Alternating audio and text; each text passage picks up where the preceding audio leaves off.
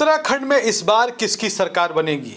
कांग्रेस की सरकार बनेगी या भारतीय जनता पार्टी की वापसी हो जाएगी? अब इसे लेकर के लगातार सर्वे और ओपिनियन पोल का दौर शुरू हो गया है। नमस्कार, मेरा नाम है सिमरनजीत सिंह। देश के 5 राज्यों में आने वाले 5-6 महीनों के भीतर चुनाव होंगे। इनमें उत्तर प्रदेश, उत्तराखंड, गोवा, मणिपुर और पंजाब शामिल है।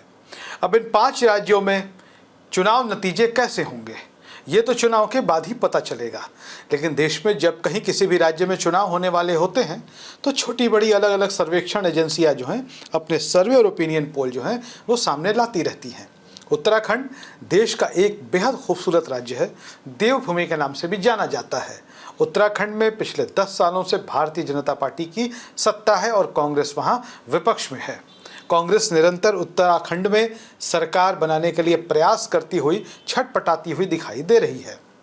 राजनीति में यही होता है, जो सत्ता में होते हैं वो अपनी सत्ता बरकरार रखने के लिए लड़ते हैं, जो विपक्ष में होता है वो अपनी सत्ता में वापसी के लिए लड़ते हैं। सबसे पहले आपको बता दें कि उत्तराखंड की स्थिति यह है कि उत्तराखंड में विधानसभा की कुल 70 सीटें हैं और उत्तराखंड में सरकार बनाने के लिए 36 सीटों की यानी कि 36 विधायकों की ज़रूरत होती है। और जिस सर्वे की हम बात कर रहे हैं वो सर्वे है वी प्रेसाइट का।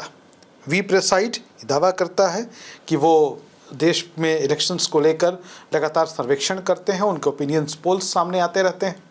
तो आज उत्तराखंड को जो लेकर उनका सर्वे है वो हम आपको बता दें, लेकिन इसके पहले सैंपल साइज़ के बारे में बता दें जो वी प्रेसाइज ने बताया है।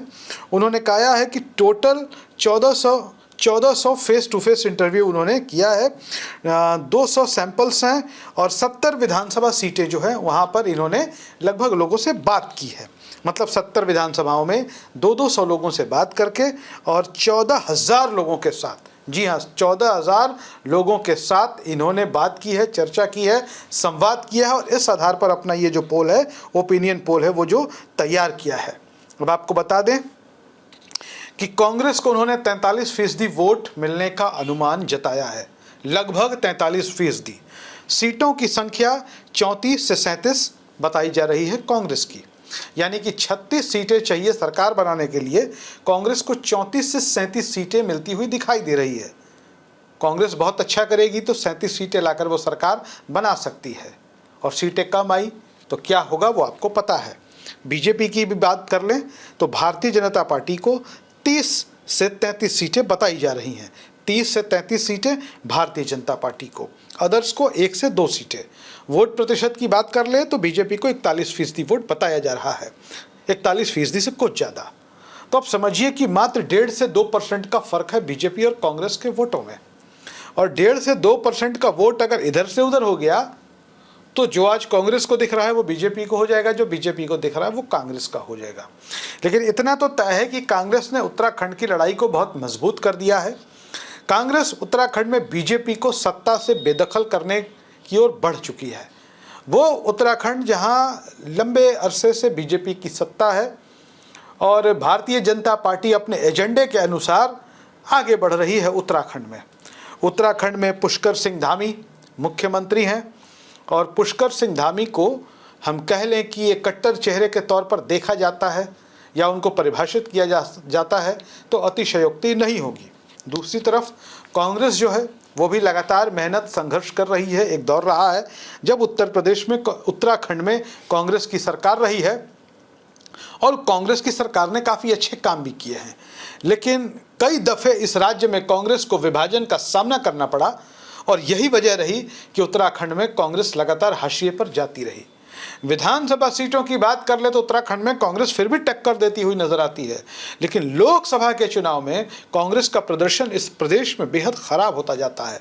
हालांकि कांग्रेस ने अग्निवीर समेत तमाम जो मुद्दे थे उत्तराखंड से जुड़े हुए उसको खूब जबरदस्त तरीके से उठाए हैं। राहुल गांधी ने अपने छात्रों की गूंज कार्यक्रम के जरिए उत्तराखंड का दौरा किया, उत्तराखंड के छात्रों के बीच अपनी बात रखी और इसका असर भी देखने को मिल रहा है। हम एक और इस आंकड़े के साथ जो हमें वी प्रेसाइड ने एक और बड़ी खास बात कही है, समरी के तौर पर बताया है, वो हम आपको बता दें कि अभी उत्तराखंड की स्थिति क्या है और कौन कौन किसको वोट दे रहा है उनके अनुमानों के अनुसार। उन्होंने बताया है कि युवा वर्ग जो 18 से 30 साल का है, बेरोजगारी, भर्ती घोटाले और पेपर लीक के मुद्दों को लेकर कांग्रेस की तरफ मजबूती से शिफ्ट हो रहे हैं। मतलब कि युवाओं को लगता है कि बेरोजगारी बहुत है इस देश में, इसकी वजह बीजेपी है और वजह होनी भी चाहिए। केंद्र और राज्य की सत्ता में जब आप लंबे समय से बैठे हुए हैं तो जाहिर तौर पर अगर कोई समस्या है तो उसके जिम्मेदार आप हैं। तो युवा वर्ग जो है इन मुद्दों को लेकर शिफ्ट हो रहा है कांग्रेस की तरफ, वो बीजेपी को देखना नहीं चाहता। अब बात करते हैं 18 से 19 वर्ष वाले में 55% और 20 से 29% वाले में 49% जो है युवा जो है वो कांग्रेस की तरफ शिफ्ट होते हुए दिखाई दे रहे हैं। अब बात करते हैं दलित वोट बैंक की। तो आपको बता दें कि मैदानी और पहाड़ी सीटों पर लगभग 19% हिस्सेदारी रखने वाला एससी समुदाय 48% इनका वोट कांग्रेस में जा सकता है और ये कांग्रेस के पक्ष में 11% का बड़ा उछाल माना जा रहा है। अब बात कर लेते हैं सिख और पंजाबी वोटर्स की। तो उधम सिंह नगर और हरिद्वार के तराई इलाकों में जो किसान बेल्ट है, जो सिख मतदाता है, पंजाबी मतदाता हैं, उनका 56% वोट शेयर कांग्रेस की तरफ जाता हुआ दिखाई दे रहा है। इसको 14% स्विंग बताया जा रहा है। दूसरा बता दें आम आदमी पार्टी का प्रभाव सीमित होने की वजह से उसका अब 70% के करीब जो वोट है वो आईएनसी यानी कि इंडियन नेशनल कांग्रेस में शिफ्ट हो रहा है, जिसमें कड़े मुकाबले वाली सीटों पर कांग्रेस को बढ़त दिखाई जा रही है। फिर एक पांचवा बता दें आपको कि कम मार्जिन वाली सीटें, जैसे जहां 11% से कम अंतर, श्रीनगर, गदरपुर, रुड़की, नरेंद्र नगर, कोटद्वार में ये जो मामूली स्विंग वाली सीटें हैं ये कांग्रेस के पक्ष में जाती हुई दिखाई दे रही हैं। ये कहना है वेबसाइट का। तो मोटे तौर पर यह आकलन है कि कांग्रेस अभी इस पहाड़ी प्रदेश में बढ़त बनाती हुई नजर आ रही है, लेकिन अगर सत्ता बनानी है, सरकार बनानी है उत्तराखंड में, तो कांग्रेस के नेताओं को एकजुट होना होगा, क्योंकि महज 1.5 से 2% वोटों का अंतर बीजेपी और कांग्रेस में इस सर्वे और ओपिनियन पोल के अनुसार बताया जा रहा है। तो ऐसे में कांग्रेस के लिए लड़ाई अब भी बहुत मुश्किल नहीं है, लेकिन ट्रेंड बता रहा है कि उत्तराखंड की जनता कांग्रेस के साथ है। उत्तराखंड के युवा कांग्रेस की ओर उम्मीद भरी निगाहों से देख रहे हैं। उत्तराखंड के किसान उम्मीद भरी निगाहों से कांग्रेस की ओर देख रहे हैं। और वैसे लोग जिन्होंने पिछले चुनाव में कांग्रेस को वोट नहीं दिया था, बीजेपी को भी नहीं दिया था, किसी तीसरी पार्टी की ओर गए थे, उनका पूरा स्विंग जो है कांग्रेस की तरफ होता हुआ दिखाई दे रहा है। यह कांग्रेस के लिए अच्छे संकेत है।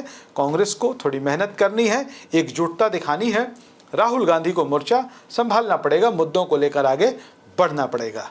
अगर आप उत्तराखंड से हैं तो अपनी राय ज़रूर लिखिए। धन्यवाद।